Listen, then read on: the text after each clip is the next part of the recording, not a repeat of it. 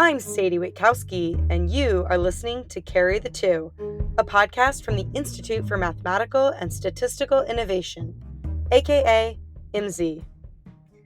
That is right. We are back. And while this is still the podcast where we talk about the real world applications of mathematical and statistical research, I am now joined by a new co host, Sam Hansen. Hello, everyone. I'm so happy to be joining Sadie to talk math with y'all. It was a dream to have the opportunity to become IMSI's new Director of Communications and Engagement and come on board Carry the Two, a dream that's made even sweeter when it worked out that I would be able to co-host it with Sadie. I can't think of anyone else I would rather be on the mic with. Thanks. I am so happy to be able to stay a part of Carry the Two. Though today I do find myself in an unfamiliar role, as I'm not entirely sure what we're going to be discussing today. Well, as I'm sure you know, we here in the States have an election coming up. So I thought there's no better time to investigate the intersection of math and democracy. You got a point there. Which is why, for my first season of Carry the Two as co host, I thought that should be our focus. And for the first episode, I knew exactly who I had to talk to. So the name is Ismar Volić. Ismar is a professor and chair of the mathematics department at Wellesley College, as well as the director of the Institute for Mathematics and Democracy. And most importantly for us today, I'm the author of Making Democracy Count, How Mathematics Improves Voting, Electoral Maps, and Representation. I think I got that right. But yes, that came out just this past April. He did indeed get that right. But today, we're going to focus only on the first part of that subtitle, voting. And to do that, we're going to have to start with what, Sadie? Well, since we're dealing with math, I'm going to guess a definition. You got it in one. A voting system is any mechanism by which preferences of individuals are aggregated into some choice. In this case, a choice of a candidate, right? Or a number of candidates if we're talking about multi-winner elections. Simple enough, right? And voting systems are part of a bigger world of things called social choice functions, which are the many different ways groups decide on things. And it is why the study of voting falls under social choice theory. But let's not get too bogged down with the general and stay on the specifics of voting. Does that sound good? That sounds perfect. Great. With that settled, what's the first thing that pops into your head when you hear Ismar define voting systems? I guess what voting system we end up using here in the US. Well, lucky for you, I had that exact question. We have these social choice functions, these voting functions, will of the people and all that. How does the United States, in most cases, try to capture that through our voting system? Well, it chooses the worst social choice function because it's at the same time the easiest. So easy is good, right? People understand it, but it's really terrible at capturing this will of the people. And that is relative majority or plurality voting or first past the post or winner take all. It has all these names because it's so widely used, not just in the United States, but in most democracies in the world to some extent. Although we and a couple of other countries use it the most, and therefore we have the worst voting system. Oh man, he doesn't mince his words, does he? Nope, not one bit. But let's have Ismar flesh out the specifics of plurality a little bit more. When you say voting, this is what most people imagine. You just pick one of the candidates, and that's it. And then you move on. And the candidates with most votes wins. So that's the plurality winner. Okay. Yeah, this sounds familiar. Why does Ismar say this is the worst?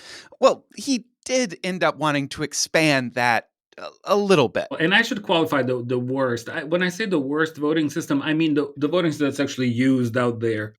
There are other voting systems that are clearly worse. They just aren't used in democracies. One you've heard of, dictatorship. In social choice theory, dictatorship is defined as a voting system where only the dictator's vote matters, and who or whatever they vote for wins. For sure. Definitely sounds worse than plurality. It isn't my favorite of the worst systems, though. You have a favorite worst voting system, Sam? Yes, I do, and it's called parity. Okay, we're just gonna have to skip past having a favorite worst voting system because I don't think we have enough time to really dig into the psychology of that. So I guess I'll just ask what parity is instead. Well, thank you for that question. Parity is a voting system Ismar wrote about in Making Democracy Count, where you have two candidates, A and B. And the winning condition for candidate A is that the total number of votes is even. And if the total number of votes is odd, B wins. That's that, that's ridiculous. I know! That's why it's my favorite. Anyway, back to plurality and why it's the worst of the best. With three or more candidates, most votes does not mean a majority of the votes. And this is where the social choice theory opens up into a wonderful and frustrating field of field of mathematics and economics and political science and so on. Ah, that makes sense. I can remember a number of very important elections where the winner had less than 50% of the vote. Exactly. On the national stage, no candidate got above 50% of the vote in 4 out of the last 8 presidential elections. And those are elections where there really are only two candidates with a chance of winning, and maybe a third candidate that can pull a few percent. It gets even worse when you start thinking about elections where there are even more candidates that could win, like primaries. Yeah, if I remember correctly, the last competitive Senate primary in Illinois had 7 candidates who all got over 5%, and the winner only got 30.2% of the vote. That doesn't really scream will of the people. No, it doesn't, does it? And social choice theory has names for some of the problems with plurality. The first two you've probably heard of, and that's the idea of wasted votes or not wanting to vote for the candidate you most want to win because you're afraid they have no reasonable chance of winning. And thus your vote would be wasted. And spoilers, or a candidate, let's call them C, that peels off enough votes from candidate A so that they lose to candidate B, even though the people who voted for C would have preferred A to B. Those definitely sound familiar. The issue Ismar spoke the most about with me, though, was vote splitting. Vote splitting is when kind of similar candidates divide the votes, allowing another candidate to kind of rise to the top and win with very few votes. Ah, this is probably what happened in the 2020 Republican Senate primary in Illinois. It's very likely that it was, and in the worst cases, it can get quite ridiculous. So there was a mayor in Fall River, Massachusetts, who was pretty corrupt. It was clear that he was, taking money from donors and spending it on like lavish lifestyles and fancy cars, etc. So federal charges were brought against him, and and a vote was brought to Fall River to oust him as a mayor, and that happened. But on the same ballot, where people were supposed to, declare their preference whether they want to kick this guy out or not, the next question was, well, who do you want to be the mayor in case this guy is, kicked out? Well, nothing in the system actually prevented the same guy to be on the ballot for for for to be the mayor. You see where this is going, obviously. So he gets kicked out by a majority of the votes. I forget exactly what, 60 something, but then he gets reelected mayor with like 30% of the vote or something because of vote splitting and plurality voting. So it really is, it's kind of a hilarious and terrible example of how these voting systems fails. He later got convicted, and I think he's in jail now or something. Recalled and then reelected on the same ballot. Yeah, specifically recalled by 61.45% of voters and then reelected by 35.4% of voters. And while this may be an extreme example, Ismar says there are plenty more. So when I give talks on this stuff in various parts of the country, I will adjust my presentation to make it as local as possible. It literally takes me like a minute to Google some elections right there where I'm giving the talk and find something that potentially was, vote splitting or spoiler or some of these other bad effects. And it's not only not always meaningfully representing the will of the people you can blame on plurality, it also encourages polarization and negative campaigning. So it encourages you to create a gung-ho base that you can rely on that will maybe push you over the plurality bar. It encourages a negative campaigning as well, because a vote that I can take away from you is a vote from me, right? So hurling poop at you is a strategy that pays off. So all these things do encourage polarization. Yeah. I mean, I am convinced that plurality is bad, but like, how can math help? Well, in order for math to help, we're first going to need some more definitions. Specifically, we need to mathematically define what criteria we're looking for in a voting system. Right, makes sense. Thankfully, that's exactly what social choice theorists have been doing for decades. And while there are multiple sets of criteria used depending on what area of social choice theory experts are studying, there are a core set that are typically used for evaluating voting systems. One is the Condorcet criterion, which Ismar will talk more about later. Another is the majority criterion, which means if any candidate gets more than 50% of the votes, they should win. Next is the anonymity criteria. If we were to switch ballots, the result of the election wouldn't change, right? That's a way of saying that no voter is preferred over another. Everybody's equal. The neutrality criteria. So if candidate A was the winner and B was a loser, and we all change our preference from A to B or B to A, now B should be the winner as well. The monotonicity criteria. So if somebody is winning and they get more votes, they should still be winning. And finally, Ismar defined the independence of irrelevant alternatives criteria, or IIA. Suppose a candidate is a winner according to some tallying method, and we have these ranked ballots.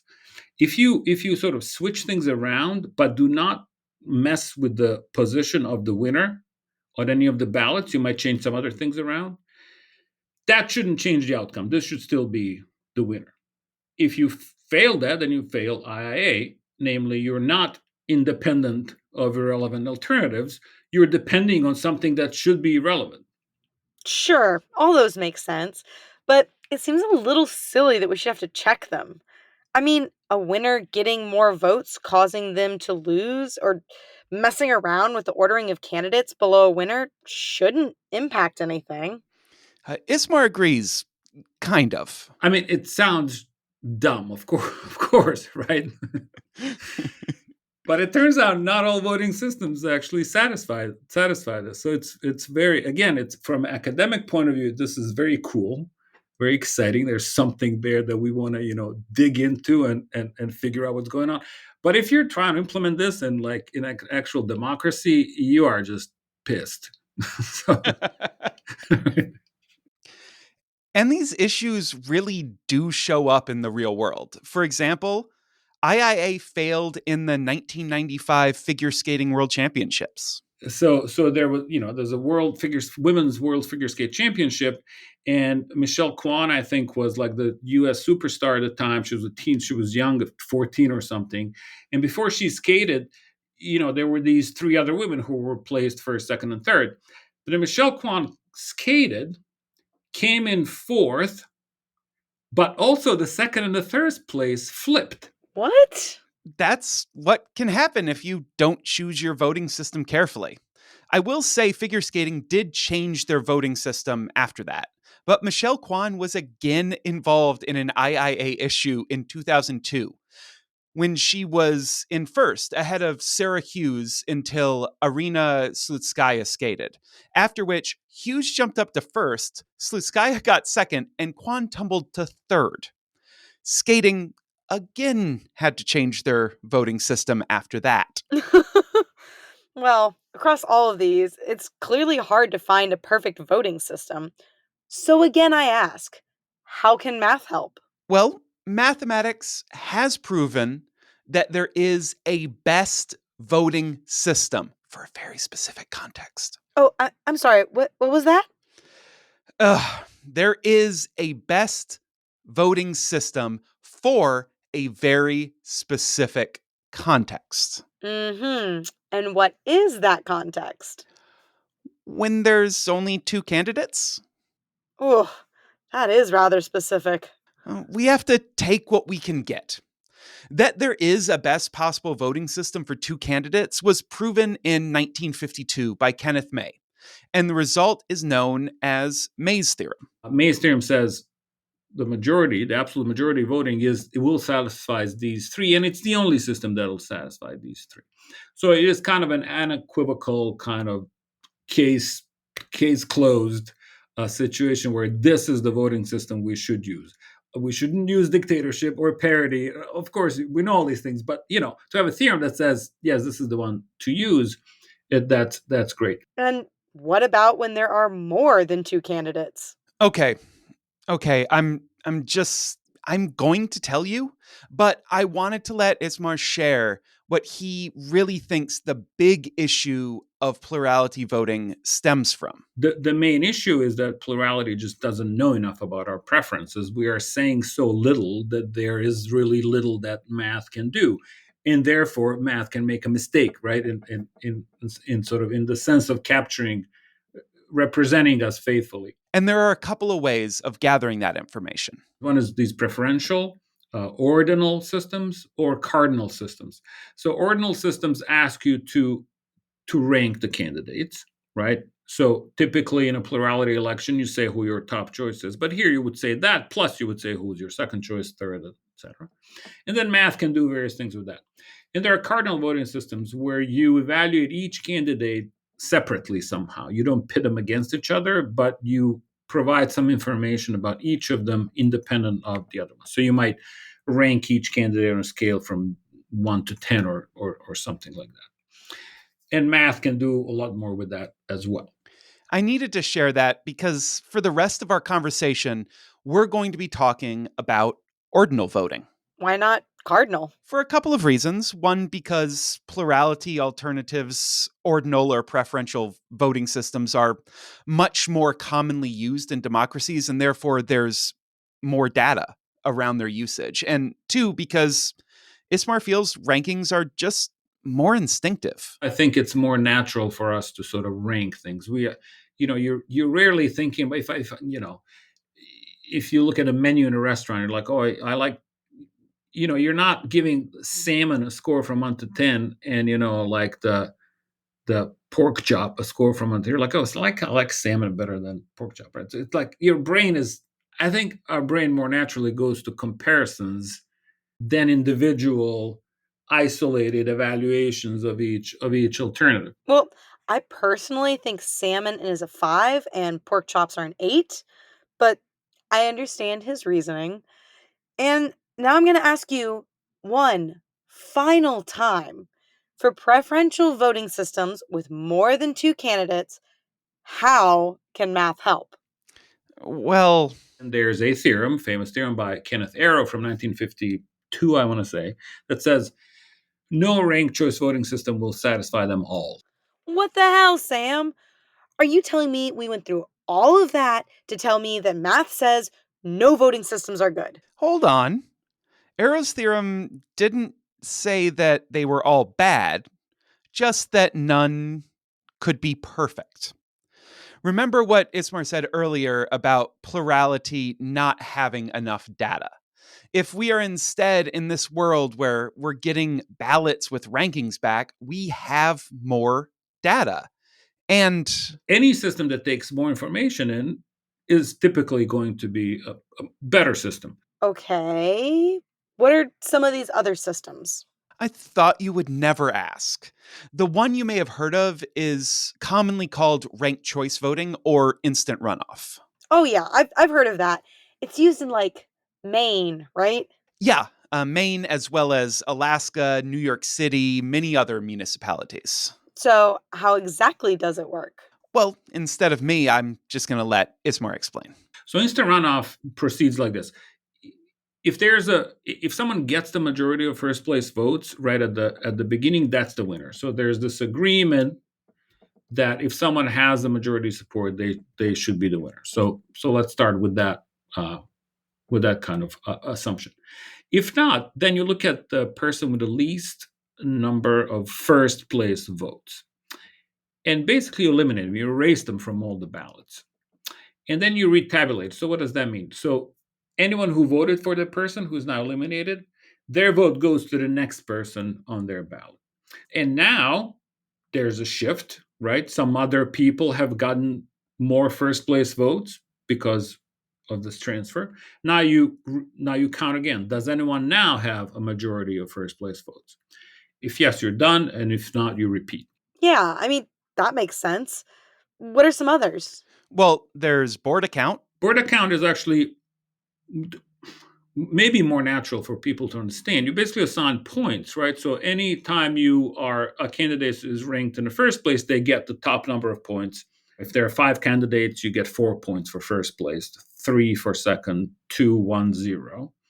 And then you basically add up all the points, and the person with the most points wins. Is there a case where this is like actually used? Do you know Eurovision?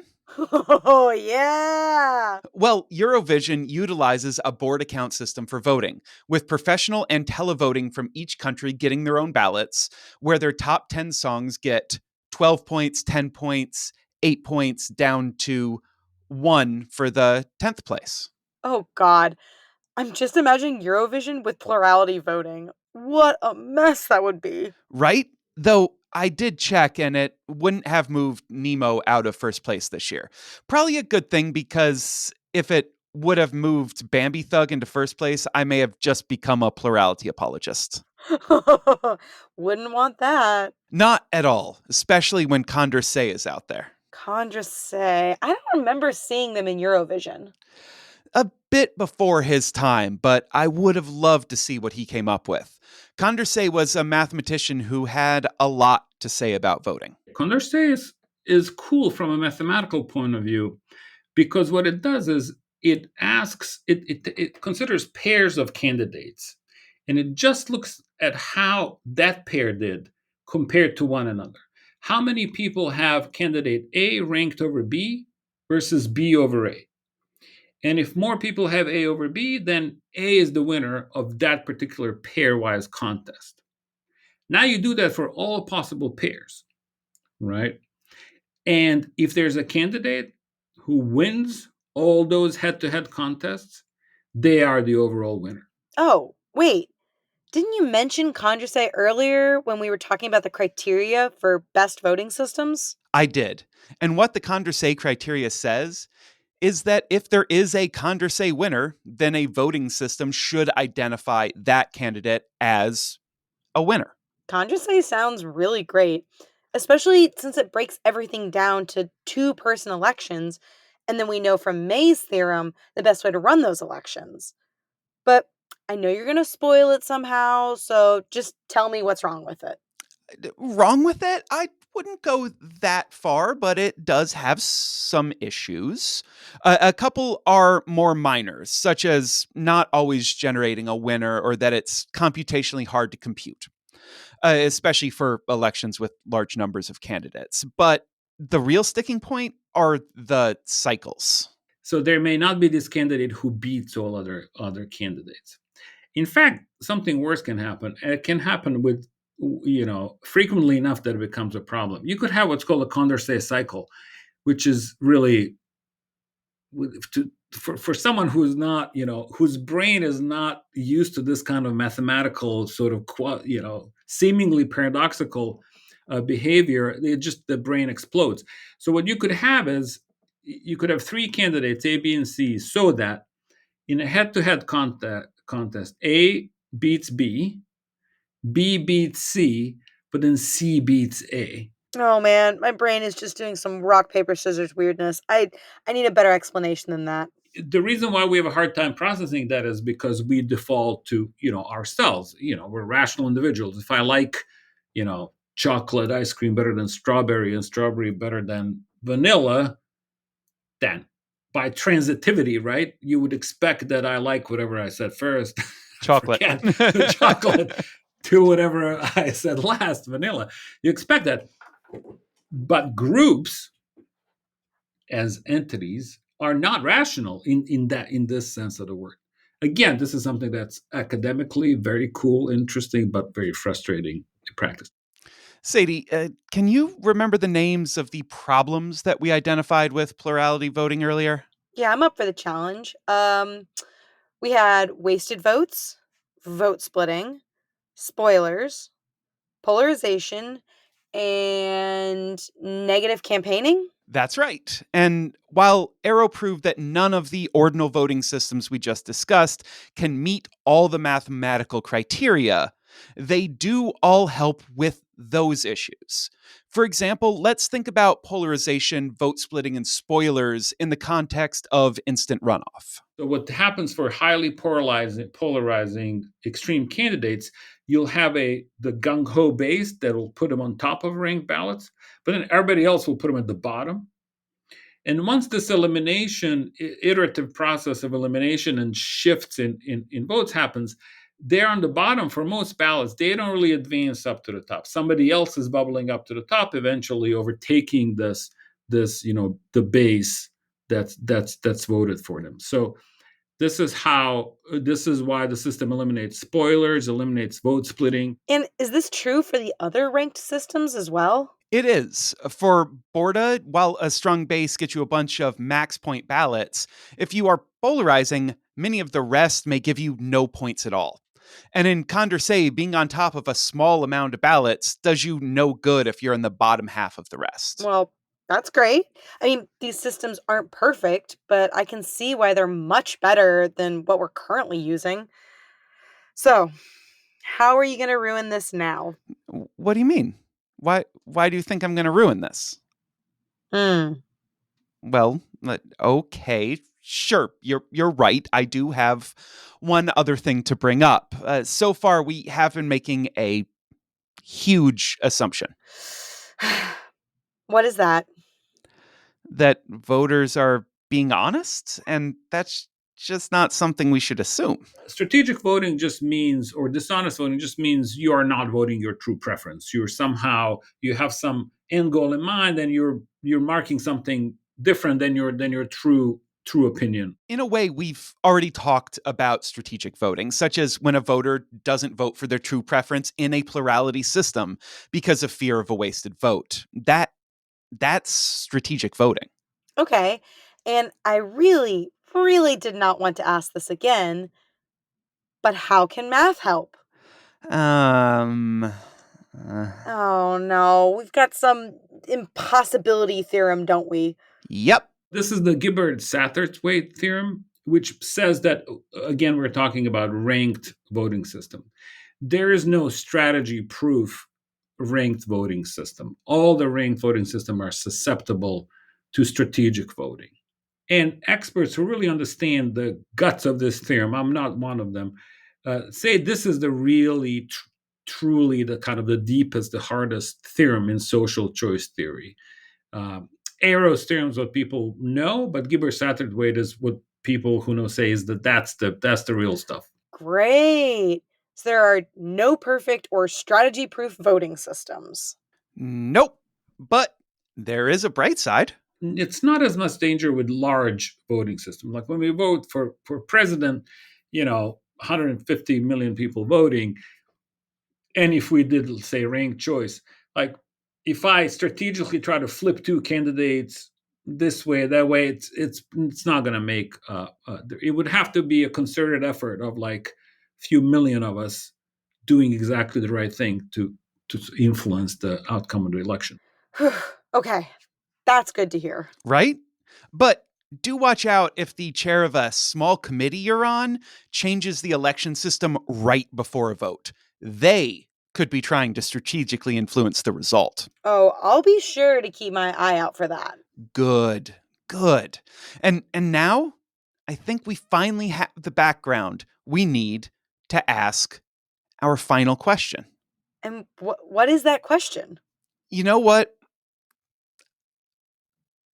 I think I'm just going to let Ismar ask it for us. You are stuck with this knowledge, with this impossibility of a perfect preferential voting system, and that's fine. So now we have to work within the confines of this mathematical truth, right? And the question becomes, which system sort of fails these criteria the least, like what's the least bad system.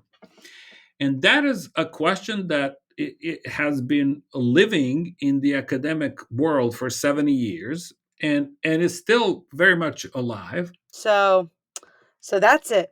You're just going to leave us with this still open question ending. Just wait, Ismar had more to say. What we do have now that we didn't 50, 60, 70 years ago is evidence from lots of elections about the frequency of failure of some of these criteria as they apply to these different voting systems. And that evidence is quite positive for the existing implementations of instant runoff. Lately, we have a bunch of evidence from lots of instant runoff elections that it's actually pretty good. It doesn't fail stuff. It doesn't produce unusual or kind of paradoxical results very often.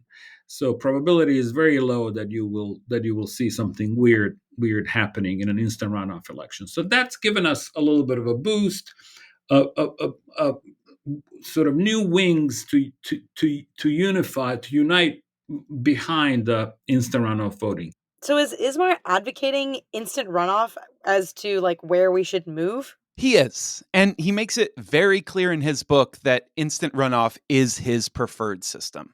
And among the theorists, we may even be approaching a sense of unanimity on this question. What the math community seems to have decided in the last 5-10 years is to get behind instant runoff, put our own, like differences behind. And it's not that we're like lying to the world, right? Instant runoff is as good as any of these other systems. In addition, we have the empirical evidence that it doesn't screw up, really, very rarely, negligibly often. And it's already out there in the real world. So there's a new kind of a unity that I was actually just talking to one of the biggest proponents of Condorcet voting, Harvard professor and Nobel laureate Eric Maskin, who is a student of Kenneth Arrow, who proved that impossibility theorem. And Eric likes Condorcet voting, but he says like, yeah, sure, I like it, but you know what? Let's just get behind IRV. It's good, it's great. Anything's better than plurality at this point, and this is a perfectly good system. I can understand that.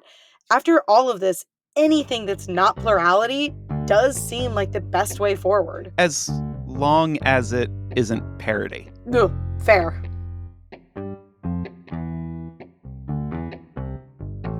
If you're enjoying the discussions we're having on this show, there's another University of Chicago Podcast Network show you should check out. It's called Big Brains.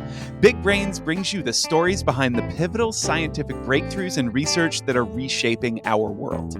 Change how you see the world and keep up with the latest academic thinking with Big Brains, part of the University of Chicago Podcast Network. Up to this point, we've only been talking about electing people, and there's another type of election that I want to talk to you about. Okay, what's that? Direct democracy is where, for every single issue that comes up, every policy we want to make a decision on, every single person gets to cast a vote in it. So you're having a referendum on every issue.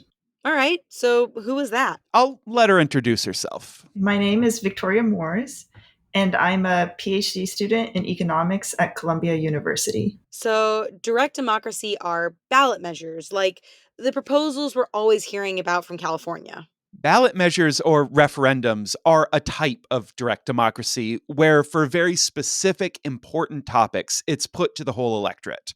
There are those who believe that for a government to be truly democratic in the will of the people sense, then the people should be the ones voting on the laws, like they did in ancient Athens.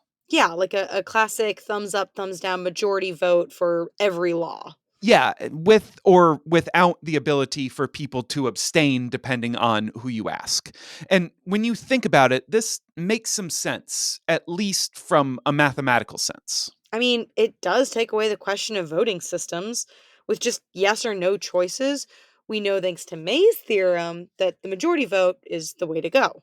Not only that, our old friend Condorcet gives us another reason. The Condorcet jury theorem says that in a common interest environment, which means we all want the same outcome. There's a right and a wrong state of the world, and we all want to choose the right state of the world. We just don't know what it is.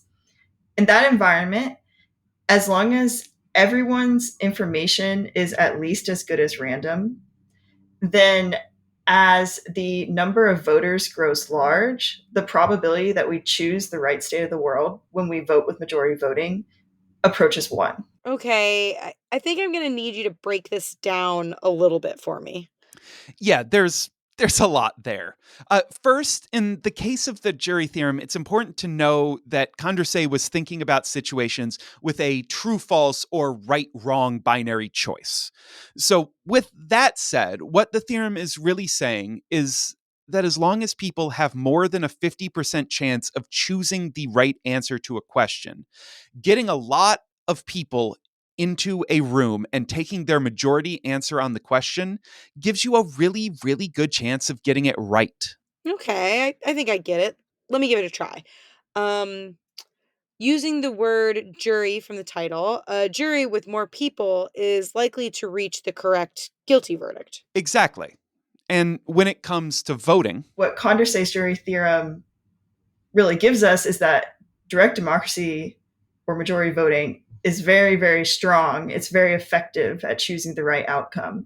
And it means that as you get towards a large electorate, it becomes very, very difficult to do better than majority voting. this is, of course, assuming a lot of things that we can't know are true, such as there being a capital C correct way to vote on a law, and everyone having enough information to be better than a coin flip on voting the correct way. Yeah, those are kind of big assumptions, especially the idea that there's a correct choice on a political vote. Can't deny that this is a sticking point. The way I like to think about it is that the capital C correct way for a political vote on a law to go is if it faithfully represents the will of the people voting for it, if everyone had perfect information about the content and potential impacts of the law. Okay, so for the political votes, instead of the information from the theory representing the chance of a voter being correct on the truth, it's really much more about how they understand the law and its impacts. Exactly. It's all about how well they're able to determine if it matches their will. Okay, but this still is a lot of assumptions. Yeah, but what other path is there?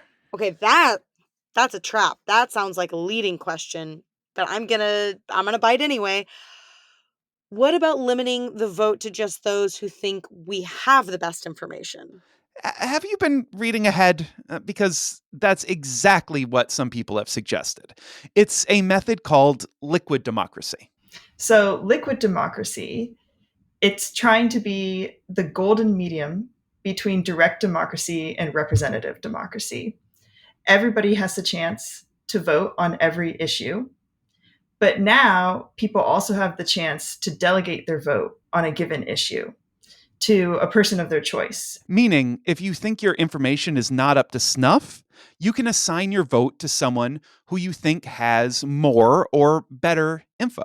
I mean, it does sound really great, but has anyone tried it out? They have. It's been tried out in a bunch of places, especially as an internal decision making system in the pirate parties in Europe. Not to mention one of the biggest companies in the world. Google implemented an experiment where they tried to use liquid democracy to make some internal choices about things like what snacks to have and things like this. Okay, having worked in those offices, this is fascinating. Right? Though using liquid democracy for a vote on snacks might not be the best usage. When you see their results, it's really highlighted because they had, I think it was like under 5% of votes were actually delegated. And they had a huge amount of participation. Thousands of employees voted, but very few actually delegated. And that's not so surprising given that most of us know what snack we want. Of course, if the question isn't one where the voters are likely to have a wide array of quality of information, then the delegation isn't too helpful. Exactly. Not to mention that this was not a vote with only two choices, so it also ran into Arrow's theorem issues. That pesky arrow always getting in the way. I know, what a jerk of a theorem.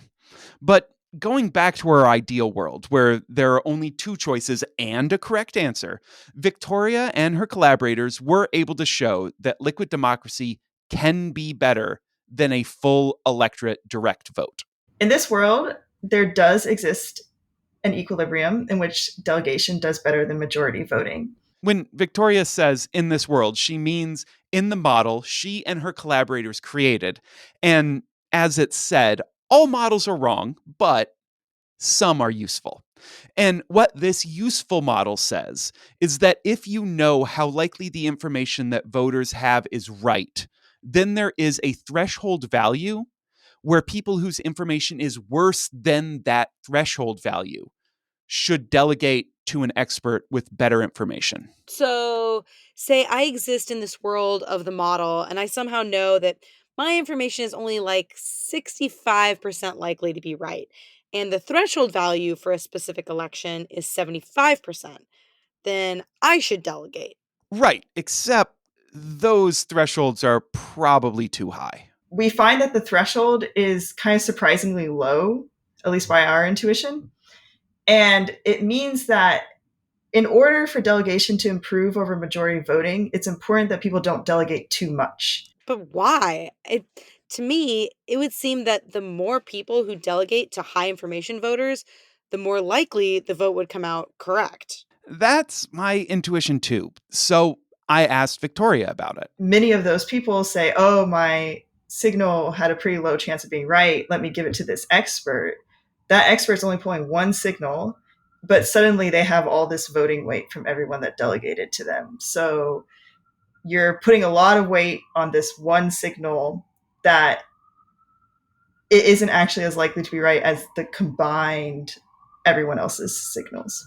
Hmm. Still not sure I'm there, but let me try. So, if you were going to ask just one person, either the expert with, say, 75% chance of being right, or a random person from a pool of people who all have a 60% chance of being right, you would choose the one person. But if that pool of people was big enough, you should instead choose the pool's majority choice. You're there. Really, it comes down to how probability and large numbers interact. The more independent voters who are over 50% likely to be correct, the closer to 100% you get that the majority will be correct. In fact, for the example you just shared, it only takes a group of 11 voters with a 60% chance of being correct to be better than a single voter with a 75% chance.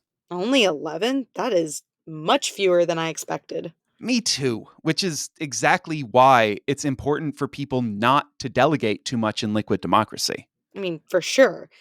But do we know anything about delegation rates for liquid democracy? We do, thanks to Victoria and her collaborators who recently conducted research where they could study this. We ran two different experiments. One was a very classic lab experiment, and one was an online experiment. The lab experiment had a straightforward setup. There were two boxes, one with a prize, and the participants had to vote on which had the prize.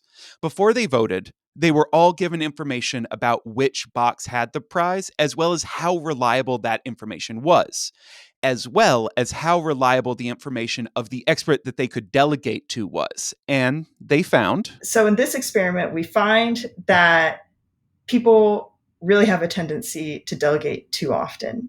It's like the reverse of Dunning Kruger. They probably had the same intuition that I had earlier. Most likely. But what's really interesting is that the pattern didn't hold when it came to people abstaining from voting, which is similar to delegating, except instead of giving your whole vote to one person, you are really giving each other voter a tiny bit extra weight. And what's interesting there is that people abstain the theoretically correct amount. If you consider in the equilibrium where majority voting with abstention does best, they abstain that amount on average. Which means liquid democracy does poorly if you compare it to majority voting in terms of how frequently we get the correct outcome in the lab due to this overdelegation. Well, that's too bad. It really is, but those results were from the lab, and we both know that results from the lab do not always translate to more real world scenarios. But one concern we had was that because of the really precise environment of the lab, where you know your own precision, you know the expert's precision, all very precisely, that this might be distorting behavior because it might be driving people to really focus on the contrast between how likely their own signal is to be correct and how likely it is for the expert's signal to be correct. Which is why they did a second experiment. And what we wanted to do in this online experiment was to make the precision of the signals very ambiguous. Yeah, okay, that makes sense. So, what did the experiment actually look like? In order to make the numbers ambiguous, they used a test from psychology that's based on perception. Essentially, there were a lot of moving dots on a screen. Most are darting about randomly, but some are moving as a group to the left or to the right. Everyone gets a quick look, about 1 second, and then they have to vote on the direction. So no one knows exactly how accurate their sense of the direction is, and while again they can all delegate, this time instead of knowing how precise the information the person who they're delegating to has, they just know that they were among the top 20% of correctness among the participants in prior rounds. And how did the delegation look in this new experiment? Well, Even in this environment where nobody knows any numbers at all, we still get that people delegate in some sense too often. They delegate more often than they abstain. And it leads to liquid democracy doing worse than they would have done if they had just done majority voting and gone with what they each reported as left or right in each task. Great. So, should we just be writing liquid democracy off then? I mean, I only just learned about it, so I can erase it pretty quickly. I don't think we're quite at that point yet. It definitely raises some concerns about delegation and the non intuitive nature of when to do it that proponents of liquid democracy will have to address. It is important to note that these experiments were precisely set up, which makes for good science, but does mean that they can't test everything, which is why Victoria says I think there's certainly more research that needs to be done. it's also important to remember that in politics, there is not always a right or wrong answer. And the way people actually picture liquid democracy is quite different from the way they tested it. You know, a lot of people talk about, oh, what I want is to be able to delegate basically on this one issue. I delegate to the politician I agree with on environmental issues, and they vote on all environmental issues for me. The idea is people want to pick for a given issue someone that matches their preferences, but then has more information. Yeah, it almost feels like a fluid House of Representatives instead of a Yes.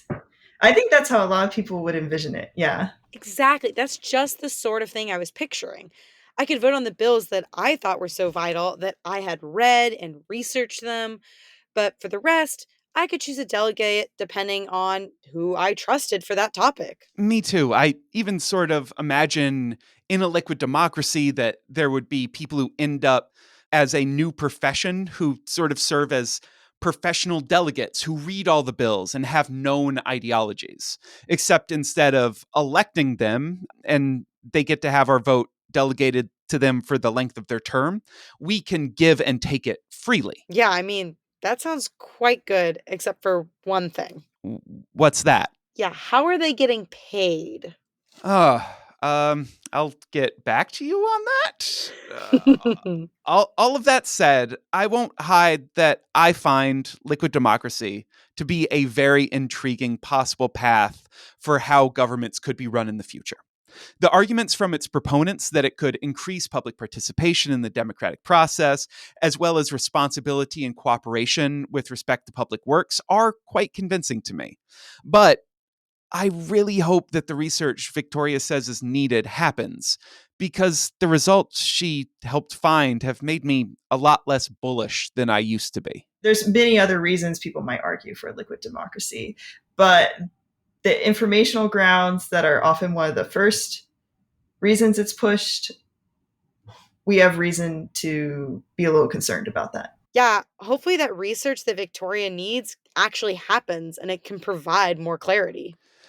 Definitely. There is one thing that I'm clear on, though. What's that? It would still be better than plurality. Oh, of course. We have plenty of clarity on that. And if you are not as clear on that as we are, Ismar has a kind offer. Yes. If they're not, they need to email me and I can I can talk to them some more. Don't forget to check out our show notes in the podcast description for more Ismar and Victoria, including links to their work we discussed on the episode. And if you like the show, give us a review on Apple Podcast or Spotify or wherever you listen. By rating and reviewing the show, you really help us spread the word about Carry the Two so that other listeners can discover us. And for more on the math research being shared at IMSI, be sure to check out our homepage, imsi.institute. We're also on the site formerly known as Twitter at IMSI_institute, as well as Instagram at imsi.institute. That's IMSI spelled IMSI. And do you have a burning math question? Maybe you have an idea for a story on how mathematics and statistics connect the world around us. Send us an email with your idea. You can send your feedback, ideas, and more to hansensm at imsi.institute. That's HANSENSM at imsi.institute. We'd also like to thank Blue Dot Sessions for the music that we use in Carry the Two. Lastly, Carry the Two is made possible by the Institute for Mathematical and Statistical Innovation, located on the gorgeous campus of the University of Chicago. We are supported by the National Science Foundation and the University of Chicago.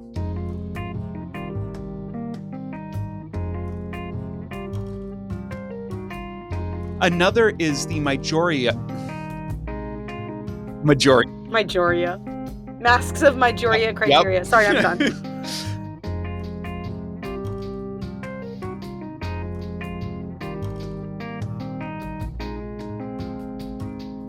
I can understand that. After all of this, anything that is not I can't say that word. Plurality, save me, Jesus. Okay.